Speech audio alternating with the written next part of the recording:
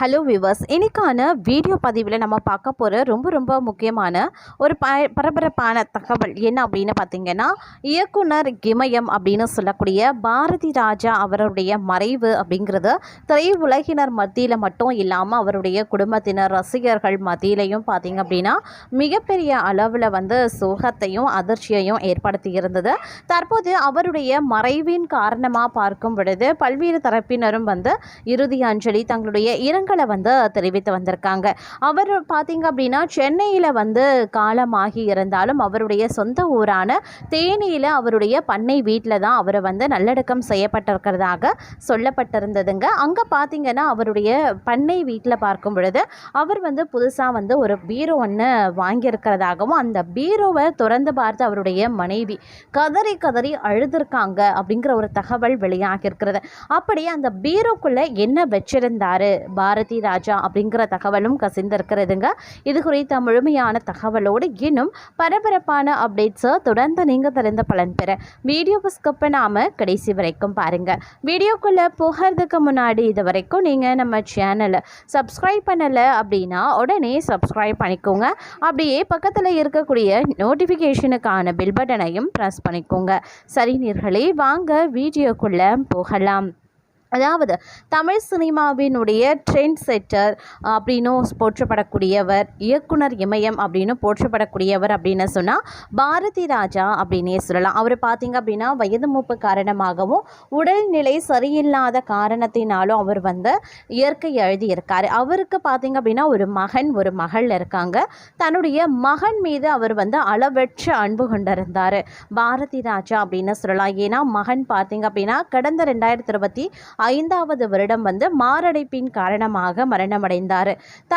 தான் உயிரோடு இருக்கும்போது தன்னுடைய மகனின் இறப்பை நேரில் பார்த்த பாரதி ராஜா ரொம்பவே உருகுலைந்து மனம் உடைந்து போய்விட்டார் அப்படின்னு சொல்லலாம். அதற்கு பிறகு அவர் எந்த ஒரு பொது நிகழ்வுகள்லையும் கலந்து கொள்ள, யாரையும் சந்திக்கலை. தன்னுடைய சொந்த குடும்ப உறுப்பினர்களில் கூட அவர் சந்திக்கலை, பேசலை அப்படின்னு சொல்லப்படுது.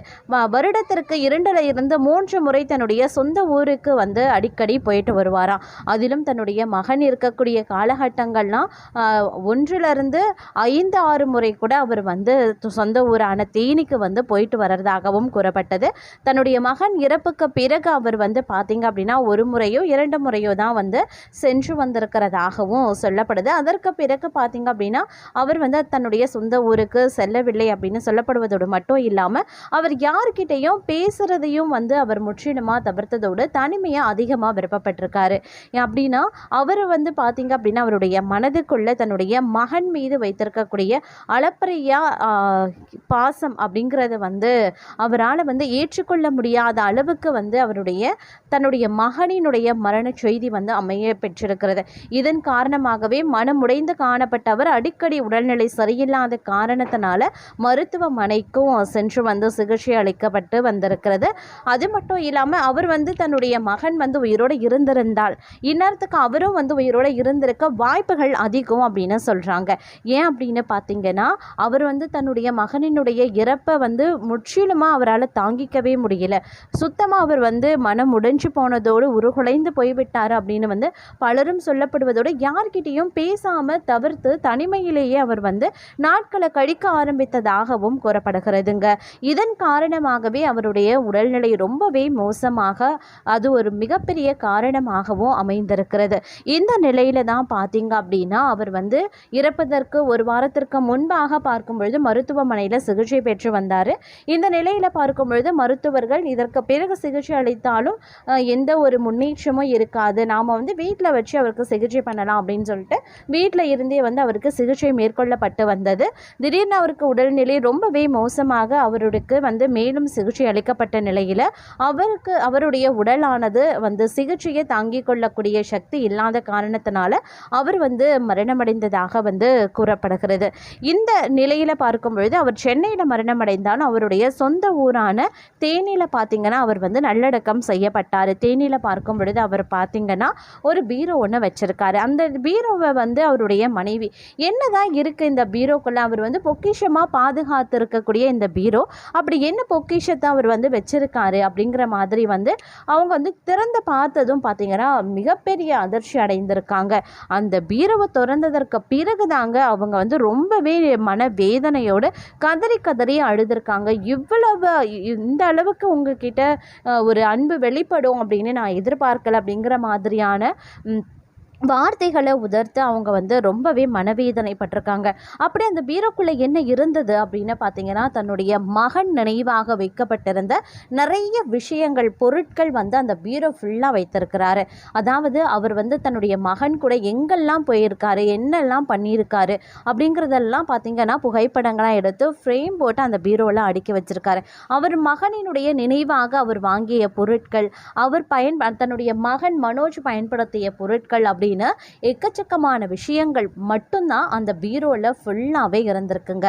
இதை கண்ட அந்த பாரதி ராஜாவினுடைய மனைவி மிகவும் பார்த்தீங்கன்னா மனவேதனை அடைந்திருக்காங்க. தன்னுடைய மகன் மீது இவ்வளவு பாசத்தை வைத்திருக்கிறாரா, இந்த அளவுக்கு அவர் வந்து அன்பு வெளிப்படுத்துவார், அன்பை வைத்திருப்பார் அப்படின்னு நானே எதிர்பார்க்கல அப்படின்னு அவங்களுடைய மனைவியும் ஒரு உருக்கமாக ஒரு பேட்டியிலையும் சொல்லியிருந்தாங்க.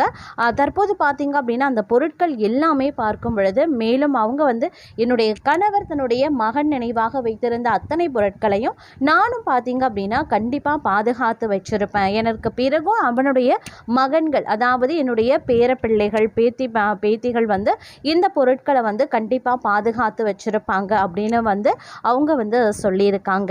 இதை அடுத்து பார்த்தீங்க அப்படின்னா அவருடைய மறைவு செய்தி அப்படிங்கிறது வந்து மிகப்பெரிய அளவில் வந்து சோகத்தை வந்து மற்றொரு புறமும் ஏற்படுத்தி வந்துட்டு இருக்கிறதுங்க.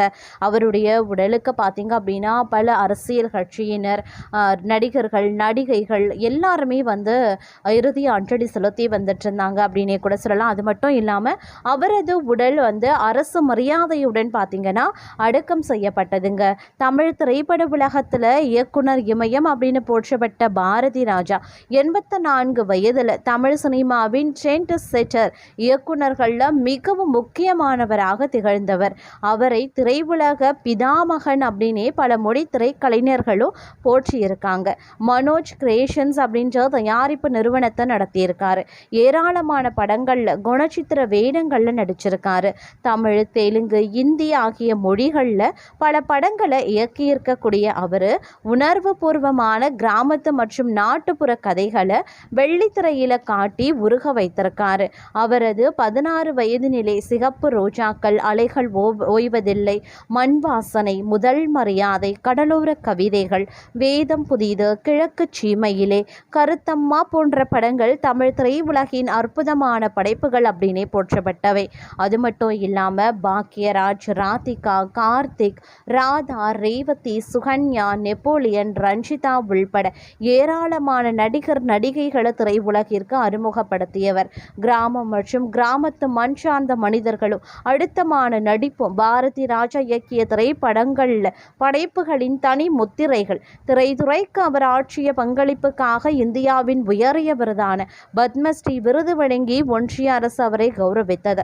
மேலும் 6 முறை தேசிய விருதுகள், 3 முறை தமிழ்நாட்டு மாநில அரசு விருதுகள், பிலிம்பேர் விருது, தமிழ்நாடு அரசு வழங்கிய கலைமாமணி விருது உள்பட ஏராளமான விருதுகளையும் அவர் பெற்றிருக்காரு.